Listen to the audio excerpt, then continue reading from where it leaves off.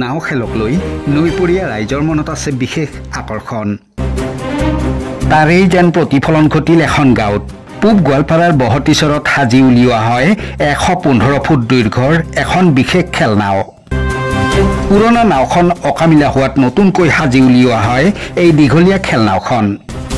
আনুষ্ঠানিকভাৱে উদ্বোধন কৰা হয় খেলনাওখন। ৰাইজৰ সহায় সহযোগত সাজি উলিওৱা খেলনাওখনক লৈ বহতীচৰত ব্যাপক উৎসাহ সকলোৰে মনত।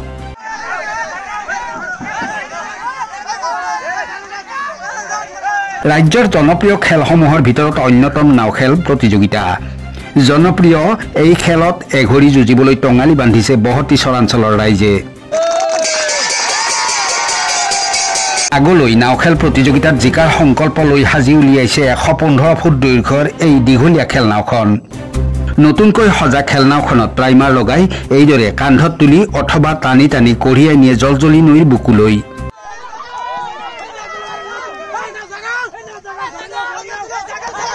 নাওখনক লৈ আশাবাদী সকলোৰে মনত বিৰাজ কৰিছে সীমাহীন আনন্দ। News desk NB live.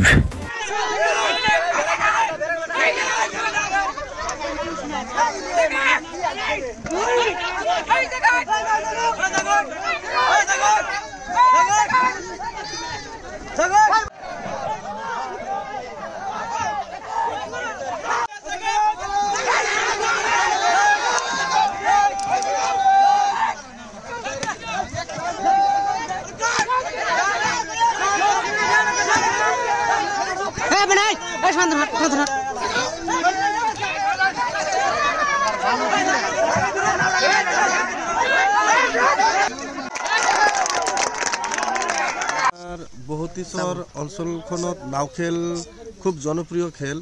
আমি বছৰে বছৰে আমাৰ এই অঞ্চলত নাও খেল হৈয়ে থাকে। এই অঞ্চলত কেইবাখনো নাও আছে। তাৰে মাজত আমাৰো এখন নাও আছিল। নাওখন শাৰীৰিকভাৱে দুৰ্বল হোৱাত এইবাৰ আমি আকৌ নতুন কৰি নাও এখন প্ৰস্তুত কৰি ওলাইছোঁ।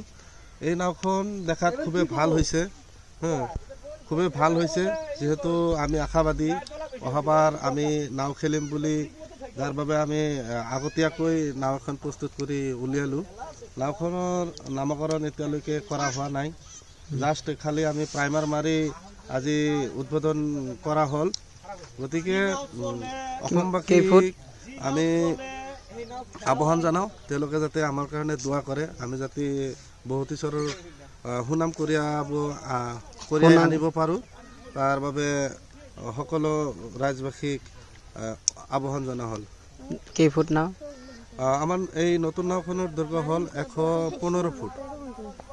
আমাদের যেটা বহতীচরের নাও ছিল, এই নাওটা যেন বড় আগে দুর্বল হওয়ার জন্যে এই নাওটা নতুন করে আবার বহতীচরে আবার নতুন করে নাও একটা বান্ধা হয়েছে।